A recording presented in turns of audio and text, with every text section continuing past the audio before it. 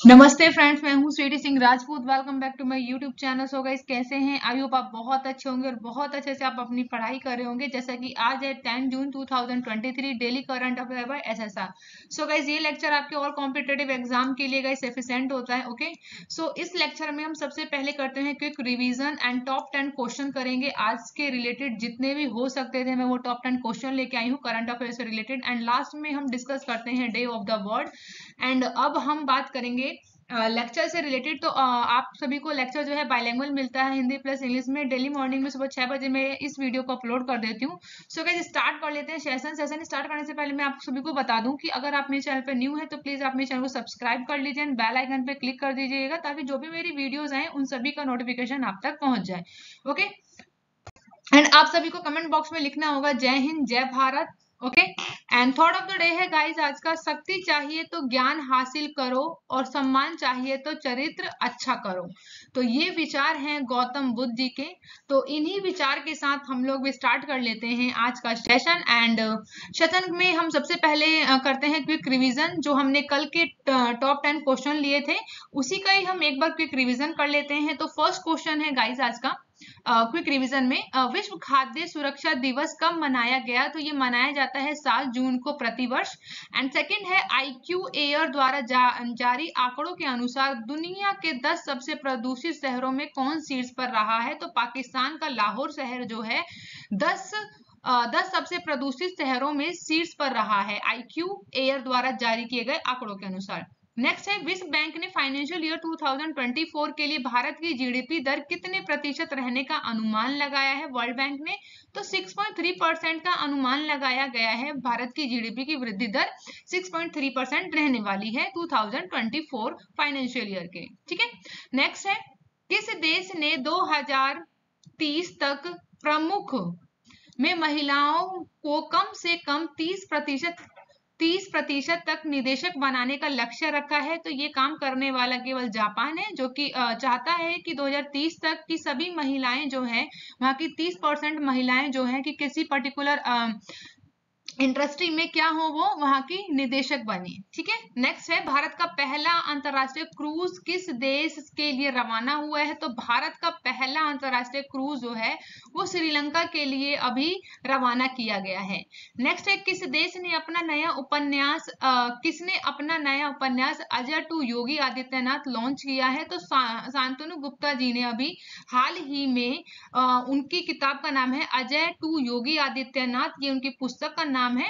ठीक है, तो ये उन्होंने एक उपन्यास लिखा है योगी जी के ऊपर।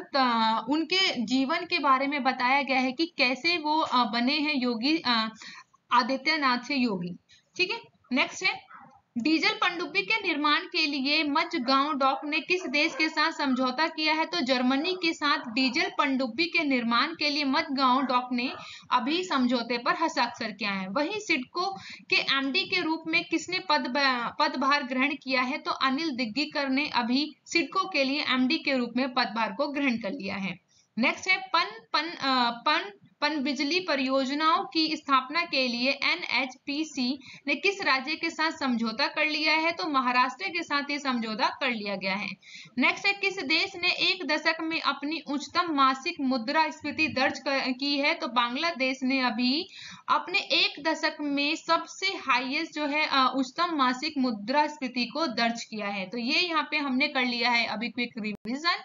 एंड अब हम बात करेंगे, आज का सेशन स्टार्ट होता है आपका यहाँ से, यानी 10 June 2023 daily current affair by SSR. So guys, first question यही आप सभी के सामने है, हाल ही में विश्व महासागर दिवस कब मनाया गया है? तो when has world ocean day been celebrated recently? तो अभी हाल ही में वर्ल्ड ओशियन डे को सेलिब्रेट किया गया है। तो करेक्ट ऑप्शन है ऑप्शन ए, यानी कि 7 जून। 7 जून को हम सभी क्या मनाते हैं? विश्व महासागर दिवस मनाते हैं। सो इसके बैकग्राउंड की जो इंफॉर्मेशन है वो भी जान लेते हैं एक बार। तो मानव जीवन और महासागरों की महत्वपूर्ण भूमिका और इनके संरक्षण के लिए अनिवार्य प्रयासों के संबंध में वैश्विक जागरूकता बढ़ाने के लिए हर साल 8 जून को विश्व महासागर दिवस मनाया जाता है। माफ कीजिएगा, मैंने अभी वहां पे 7 जून कह दिया था, वो बाय मिस्टेक हो गया गाइस, तो 8 जून वहां पे करेक्ट कर लीजिएगा। नेक्स्ट है जैव विविधता। जैव विविधता, खाद्य सुरक्षा, पारिस्थितिक संतुलन, जलवायु परिवर्तन, सामुद्रिक संसाधनों और अंधाधुंध प्रयोग इत्यादि विषयों पर प्रकाश डालना और महासागरों की वजह से आने वाली चुनौतियों के बारे में दुनिया को जागरूकता पैदा करना इस दिवस का उद्देश्य है। तो ये दिवस जो हम मनाते हैं वर्ल्ड ओशियन डे, तो इन सभी चीजों का इसमें ध्यान रखा जाता है। ठीक है, नेक्स्ट बात कर लेते हैं विश्व महासागर दिवस की। 2023 की थीम नहीं है यहाँ पे, मैंने 22 की लगा दी है, सो मैं कल आपको एक बार बता दूंगी। ओके, तो हम यहाँ पे अभी डिस्कस कर लेते हैं 22 की ही थीम। ओके, तो पूर्ण रुद्धो यानी महासागर के लिए सामूहिक कार्यवाही, ये इस साल की थीम है। ओके, एंड अब बात कर लेते हैं यहाँ पे दिवस का इतिहास यानी हिस्ट्री ऑफ द डे क्या है।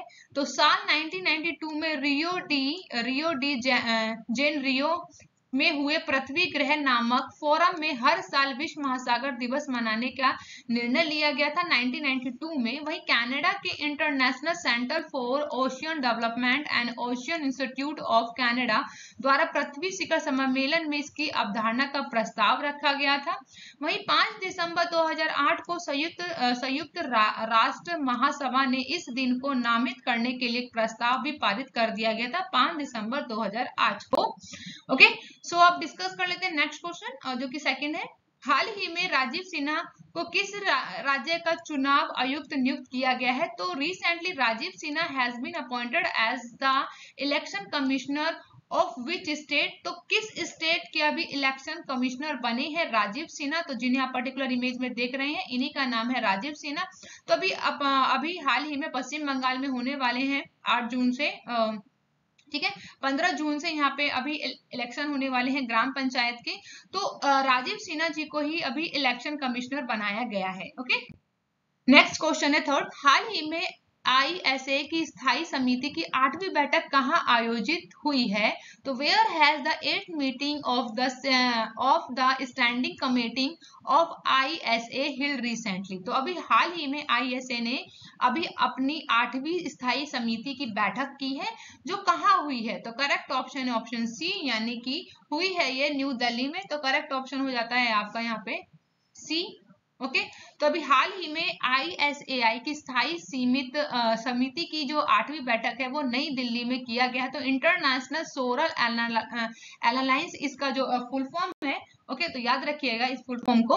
सो अब बैकग्राउंड की यहाँ पे इंफॉर्मेशन को जान लेते हैं। तो राष्ट्रीय सौर संगठन, ओके, तो बात करते हैं इंटरनेशनल सोलर अलायंस की, जो कि स्थायी समिति की 8वीं बैठक जो है 6 जून 2023 को नई दिल्ली में आयोजित किया गया था। केंद्रीय विद्युत एवं नवीन और नवीनीकरण ऊर्जा मंत्री है श्री RK सिंह, जो कि वर्तमान में ISA के अध्यक्ष हैं, यानी कि इंटरनेशनल सोलर अलायंस के ये अध्यक्ष हैं। कौन? तो श्री RK सिंह, ठीक है, जिन्होंने भारत के विद्युतीय मंत्री की क्षमता में इस बैठक की अध्यक्षता की है। वहीं ISA की बात करें तो इस असेंबली के सह अध्यक्ष के रूप में फ्रांसीसी गणराज्य बैठक का सह अध्यक्ष था। वहीं सदस्य के देशों के कुछ प्रतिनिधि जो हैं दिल्ली में व्यक्तिगत रूप से तथा अन्य जो है सदस्य ऑनलाइन के माध्यम से इस समिति में शामिल हुए थे। ठीक है, अब बात कर लेते हैं यहाँ पे अंतरराष्ट्रीय और सौर गठबंधन, जो कि अपने देशों में ऊर्जा पहुंच और सौर ऊर्जा सुनिश्चित कराने और ऊर्जा परिवर्तन को आगे बढ़ाने के संसाधन के रूप में सौर ऊर्जा प्रौद्योगिकियों की तैनाती बढ़ाने में एक सहयोगी मंच है। बात करेंगे अगर ISA की, तो इंटरनेशनल सोलर अलायंस की बात करें तो इसमें सदस्य कितने हैं? 93 जो है इसमें सदस्य देश हैं। वहीं 115 हस्ताक्षरकर्ता देश जो है एक अंतरराष्ट्रीय संगठन और पहला अंतरराष्ट्रीय सरकारी संगठन है जिसका मुख्यालय भारत में है। तो याद रखिएगा इंटरनेशनल सोलर अलायंस यानी ISA का जो मुख्यालय है भारत में है। ठीक है, तो आप सभी को मुझे पता करके बताइएगा कि कहां पर है, भारत में जो मुख्यालय है वो कहां पर है। तो कल आप सभी इस चीज का मुझे आंसर करेंगे, ओके, कल के सेशन में। अब बात करते हैं नेक्स्ट, ISA सूर्य द्वारा संचालित लागत प्रभावी और परिवर्तनकारी ऊर्जा समाधानों को विकसित करने और तैनात करने का प्रयास करता है, ताकि सदस्य देशों जो कि कम कार्बन विकास गति को विकसित करने में मदद मिले। वहीं यह संगठन की बात की जाए तो विशेष तौर पर कम विकसित देशों यानी LDS यानी कि अब बात की जाए अगर यहाँ पे लीस्ट डेवलपमेंट कंट्रीज की, तो उनके लिए बात की गई है। और छोटे द्वीप विकास देश यानी कि स्मॉल आइलैंड डेवलपिंग स्टेट की बात करें तो श्रेणीबद्ध देशों में कार्य करने पर विशेष ध्यान भी दिया जा रहा है। वहीं एक वैश्विक मंच होने के कारण ISA की बहुपक्षीय विकास बैंकों जैसे कि MDB, वही विकास वित्तीय संस्था है जिसका नाम है DFI, वही निजी और सार्वजनिक क्षेत्र के संगठन की बात करें, नागरिक समाज और अन्य अंतर्राष्ट्रीय संस्थानों के इसके साथ भागीदारी है। परिवर्तन को लेने के लिए बहुत महत्वपूर्ण है, जिसे वह दुनिया के आगे बढ़ते हुए देखने को उत्सुक चाहते हैं। तो विश्व बैंक भी जो है वो ISA के साथ पार्टनरशिप में काम करता है। तो ये पर्टिकुलर यहाँ पे आपको बताए गए हैं फिर कौन कौन इनके साथ पार्टनरशिप में जुड़े हुए हैं, तो आप याद रखिएगा इन सभी चीजों को। ओके, एंड अब डिस्कस करते हैं फोर्थ क्वेश्चन। हाल ही में किस देश ने स्वास्थ्य और अन्य निजी प्रतीकों पर प्रतिबंध लगाने की योजना बनाई है? तो which country has recently plan to ban swastika and other personal symbol? तो guys correct option B, Australia ने ये काम किया है अभी हाल ही में। ऑस्ट्रेलिया ने क्या किया है कि स्वास्तिक और अन्य निजी जितने भी प्रतीक होते हैं उन्हें बैन करने की बात की है, तो याद रखिएगा। ठीक है, नेक्स्ट क्वेश्चन है फिफ्थ। हाल ही में कौन सा देश क्रूड स्टील का दूसरा सबसे बड़ा उत्पादक बन गया है? तो which country has recently become the second largest producer of crude steel? तो अभी जो है हाल ही में बताया गया है कि क्रूड स्टील के दूसरा सबसे बड़ा उत्पादक कौन बना है? तो हमारा प्यारा भारत बना है। सेकंड है। तो गाइस फर्स्ट पे कौन होगा? तो फर्स्ट पे है यहाँ पे गाइस ऑप्शन होगा, फर्स्ट पे चीन है, सेकंड पे बात करें तो जापान आ गया है। तो याद रखिएगा सबसे बड़ा जो क्रूड स्टील का सबसे बड़ा उत्पादक कौन है? तो चाइना है। और बात करें सेकंड नंबर पे जापान है, सेकंड नंबर पे जापान है। ओके, एंड थर्ड नंबर पे आ चुका है आपका जापान। तो हमने जापान को पीछे छोड़ते हुए क्रूड स्टील में सबसे बड़े उत्पादक बन चुके हैं। ठीक है, हाल ही में भारत जो है क्रूड स्टील का सबसे दूसरा बड़ा उत्पादक बन गया है। हाल ही में बात करें टाटा ग्रुप को जो भारत के सबसे वैल्यूएबल ब्रांड का खिताब इसीलिए दिया गया था, याद रखिएगा। ठीक है, जापान को पीछे कर भारत जो है विश्व का सबसे बड़ा एवं इस्पात स्टील उत्पादक देश बन चुका है।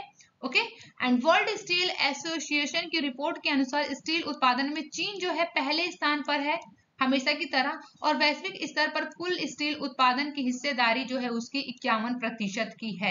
तो फर्स्ट नंबर पे चाइना है, सेकंड नंबर पे भारत बना है एंड थर्ड पे जापान है, याद रखिएगा। ओके, बात करेंगे नेक्स्ट क्वेश्चन जो कि 6 है। हाल ही में किसके द्वारा लिखित पुस्तक है नालंदा का विमोचन हुआ है? तो recently the book Nalanda written by वूम हैज बीन रिलीज। तो किसने इस पुस्तक का विमोचन किया है? पुस्तक का नाम है नालंदा। तो करेक्ट ऑप्शन हो जाता है ऑप्शन डी यानी अभय के की पुस्तक का नाम है नालंदा। उन्होंने अपनी पुस्तक का भी हाल ही में विमोचन किया है। तो इस पर्टिकुलर इमेज में आप जिन्हें देख रहे हैं इन्हीं का नाम है अभय के। ओके, अभय के की बात करें तो इनकी पुस्तक का नाम है नालंदा, जिसके अधिग्रहण की घोषणा की है पेंगुइन रैंडम हाउस इंडिया के द्वारा की गई है। बिहार के शिक्षा की प्राचीन सीट के इतिहास पर प्रकाश डालता है ये नालंदा पुस्तक। वही पुरस्कार विजेता कवि है लेखक अभय की नई पुस्तक है जिसका शीर्षक ही नालंदा है, और उनकी बहुप्रतीक्षित पुस्तक है जो पाठकों को समय समय और इतिहास के माध्यम से एक ज्ञानवर्धक यात्रा की ओर ले जाता है। यह पुस्तक की बात करें तो विटेन छाप से अगले साल अक्टूबर 2024 में इसे रिलीज किया जाएगा। तो याद रखिएगा अभय के की पुस्तक है नालंदा, उन्होंने अभी हाल ही में इस पुस्तक का विमोचन किया है। नेक्स्ट क्वेश्चन है 7th। हाल ही में गीतांजलि अय्यर का निधन हो गया है, वह कौन थी? तो Geetanjali Iyer has passed away recently, who was she? तो यही है पर्टिकुलर इमेज में आप जिन्हें देख रहे हैं इन्हीं का नाम है गीतांजलि अय्यर। ये एक एंकर थी, तो ऑप्शन ए करेक्ट होगा, ये एंकर थी, इनका भी हाल ही में निधन हो गया है। सो इसके बैकग्राउंड की हम लोग इन्फॉर्मेशन जान लेते हैं। तो मशहूर न्यूज एंकर है गीतांजलि अय्यर, जिनका बुधवार को निधन हो गया है, जो कि 76 यानी 76 साल की थी। वे दूरदर्शन के करीब 3 दशक तक अंग्रेजी के समाचार पढ़ती रही थी। गीतांजलि अय्यर की बात करें तो कलकत्ता के लॉरेंट कॉलेज से इन्होंने ग्रेजुएशन किया है, और नेक्स्ट है नेशनल स्कूल ऑफ ड्रामा से भी इन्होंने डिप्लोमा किया है। वह देश की पहली अंग्रेजी न्यूज एंकर थी गीतांजलि अय्यर, जिन्होंने 1971 में दूरदर्शन से जुड़ी और चैनल के साथ करियर के दौरान 4 बार श्रेष्ठ एंकर का पुरस्कार भी इन्होंने अपने नाम किया था। ओके, 1989 में उन्होंने उत्कृष्ट महिलाओं के सम्मान में दिए जाने वाला इंदिरा गांधी प्रियदर्शनी पुरस्कार भी इन्हें नवाजा जा चुका है। तो बात करेंगे यहाँ पे गीतांजलि अय्यर, जो कि एक मशहूर एंकर थी, जो कि दूरदर्शन से संबंधित थी और वो अंग्रेजी के समाचारों को पढ़ती थी। तो ये पहली महिला थी जो कि एंकर थी, ठीक है, अंग्रेजी न्यूज एंकर थी। तो इस बात को याद रखिएगा, ठीक है। एंड अब डिस्कस कर लेते हैं 8 क्वेश्चन। हाल ही में किस राज्य सरकार ने नंद बाबा दूध मिशन योजना की शुरुआत की है? Which state government has recently launched Nand Baba milk mission scheme? तो पर्टिकुलर इमेज देखिए आप सभी समझ गए होंगे कि करेक्ट ऑप्शन होगा ऑप्शन सी, यानी उत्तर प्रदेश। तो उत्तर प्रदेश में अभी हाल ही में योगी आदित्यनाथ जी के द्वारा अभी नंद बाबा दुग्ध मिशन योजना की शुरुआत की है। तो बैकग्राउंड की इंफॉर्मेशन जान लेते हैं। उत्तर प्रदेश को दूध विकास और दूध उत्पादन के क्षेत्र में अग्रणी राज्य बनाने के लिए राज्य सरकार ने 6 जून को 1000 करोड़ रुपए की लागत से नंद बाबा दुग्ध मिशन की शुरुआत की है। तो याद रखिएगा, यह मिशन जो है दुग्ध उत्पादकों की डेयरी सहकारी समितियों के माध्यम से गांव में उचित मूल्य पर अपना दूध बेचने की सुविधा प्रदान करने के लिए लागू किया जा रहा है। इस मिशन की बात करें तो इस मिशन के तहत उत्पादकों के गांवों में दूध की ही बिक्री की सुविधा के लिए डेयरी किसान उत्पादक संगठन यानी डेयरी एफपीओ बनाने का प्रस्ताव किया गया है, ठीक है। वही वित्तीय वर्ष 2023-24 में बात करें तो पायलट प्रोजेक्ट के तौर पर प्रदेश ने 5 जिलों में 5 डेयरी इन्होंने एफपीओ को स्थापित किया था इस योजना के तहत, जिसमें महिलाओं की इसमें प्रमुख भूमिका रही थी। कैबिनेट मंत्री हैं पशुधन और डेयरी विकास विभाग के धर्मपाल सिंह गौतम, उनके द्वारा गौतमी नगर में नंद बाबा दूध मिशन के कार्यालय के उद्घाटन के अलावा एक डेयरी विकास पोर्टल और नंद बाबा मिशन के लोगों का भी अनावरण किया है। तो याद रखिएगा, अभी नंद बाबा दुग्ध मिशन का कहाँ पे किस राज्य ने इस मिशन को शुरू किया है, योजना को शुरू किया है? तो उत्तर प्रदेश राज्य सरकार ने किया है। अब बात कर लेते हैं यहाँ पे इंडियन डेयरी सेक्टर के बारे में। तो दूध जो है, भारत में दूध का उत्पादन जो है वो पहले स्थान पर है। वैश्विक दूध उत्पादन में जो भारत है वो 24% का योगदान देता है पूरे वर्ल्ड में। तो बात करेंगे अगर की कॉन्ट्रीब्यूटेड कितना करता है इंडिया जो है ग्लोबल मिल्क प्रोडक्शन में, तो 24% जो है भारत जो है इसमें अपना कंट्रीब्यूट करता है। तो याद रखिएगा ग्लोबल मिल्क प्रोडक्शन में।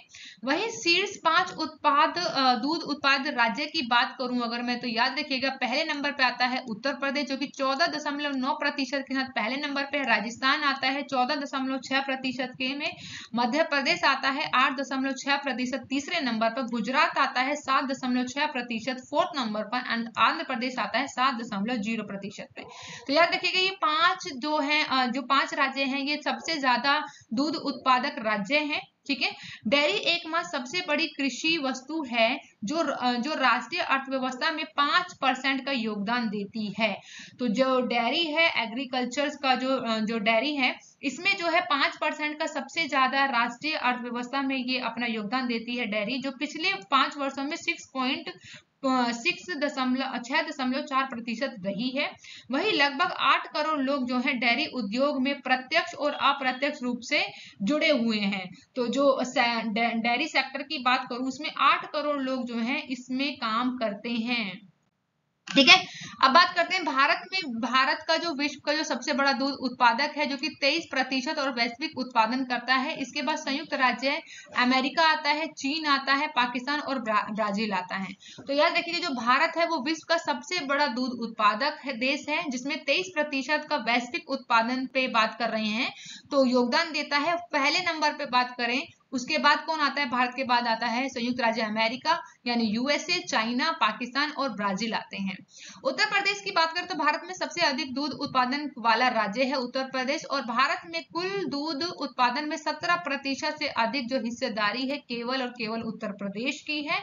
भारत में दूध की उपलब्धता जो है प्रति व्यक्ति की दिन की बात करें तो 406 ग्राम होती है प्रति व्यक्ति में दूध की उपलब्धता। वहीं साधारण दूध में 85% जल होता है और शेष भाग में ठोस तत्व यानी खनिज एवं वसा पाए जाते हैं। दूध प्रोटीन, कैल्शियम और राइबोफ्लेविन यानी विटामिन B2 युक्त होता है आपके दूध में। वहीं दूध में विटामिन कौन कौन से होते हैं? तो ए होता है, डी होता है, के और ई भी होता है। साथ ही साथ दूध में फास्फोरस होता है, मैग्नीशियम होता है, आयोडीन एवं कई खनिज होते हैं। वसा तथा ऊर्जा भी होता है दूध में। तो दूध आप सभी बताइएगा, आप में से कितने लोग हैं ऐसे जो डेली दूध पीना पसंद करते हैं और जिसे बहुत ज्यादा दूध पसंद है? क्योंकि मुझे तो दूध पीना बहुत ज्यादा पसंद है। सो प्लीज आप मुझे कमेंट बॉक्स में जरूर बताइएगा कि आप में से कितने लोगों को दूध पीना बहुत ज्यादा पसंद है। ओके, अब बात करते हैं यहाँ पे नेक्स्ट। तो इलेक्ट्रोमीटर के द्वारा जो दूध की जो शुद्धता होती है उसे मेजर किया जाता है, मापा जाता है। राष्ट्रीय दुग्ध अनुसंधान की बात करें तो करनाल हरियाणा में स्थित है ये। और दूध में लैक्टोज नामक कार्बनिक यौगिक पाया जाता है। ताजे दूध का जो पीएच मान होता है वो 6 होता है। वहीं जो दूध है वो दही में बदलता है, इसका पीएच मान जो होता है 6 से कम हो जाता है। दूध से दही जमने में लैक्टोबैसिलस जीवाणु सहायक होते हैं।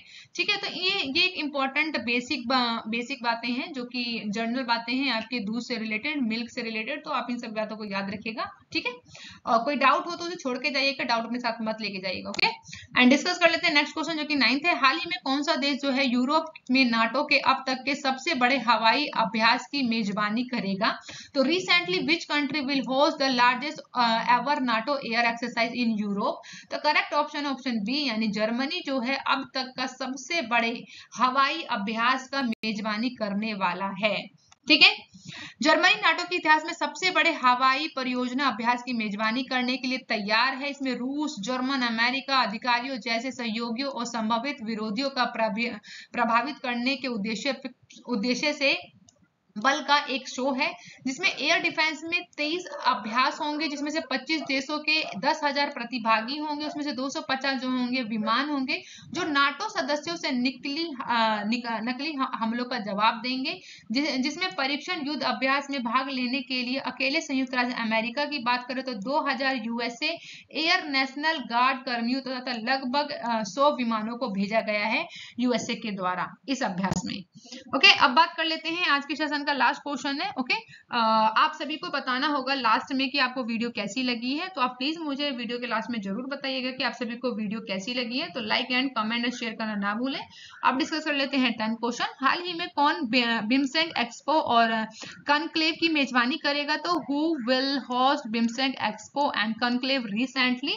तो करेक्ट ऑप्शन हो जाता है यहाँ पे Kolkata. A option is correct है। तो कोलकाता जो है वो बिमस्टेक एंड कॉन्क्लेव की मेजबानी करने वाला है। तो बिमस्टेक की बात करें तो बिमस्टेक में कितने कंट्री आते हैं? तो ये आते हैं बांग्लादेश, श्रीलंका, इंडिया, नेपाल, भूटान और थाईलैंड एंड म्यांमार। तो याद रखिएगा इन सभी पर्टिकुलर स्टेट को। 13 जून से शुरू होने वाले हैं 3 दिवसीय कार्यक्रम जो कि है बिमस्टेक में 7 सदस्य देश, जिसमें बांग्लादेश होता है, भूटान, भारत, म्यांमार, नेपाल, श्रीलंका और थाईलैंड, जो कि 400 से अधिक व्यापार और उद्योग प्रतिनिधि शामिल होंगे। इसमें bay of Bengal initiative for sectoral technical and economic cooperation BIMSTEC एक क्षेत्रीय संगठन है जिसे 1997 में स्थापित किया गया था। इस क्षेत्र की बात करें तो इसमें संयुक्त आबादी है 1.68 अरब से भी अधिक है। तो याद रखिएगा इन सभी बातों को। And thank you for watching guys. मिलते हैं हम लोग नेक्स्ट वीडियो में। एंड आप अपना बहुत ज्यादा ध्यान रखिएगा और बहुत अच्छे से पढ़ाई कीजिएगा। बाय बाय गाइस, एंड मिलते हैं नेक्स्ट वीडियो में। Take care guys. ओके।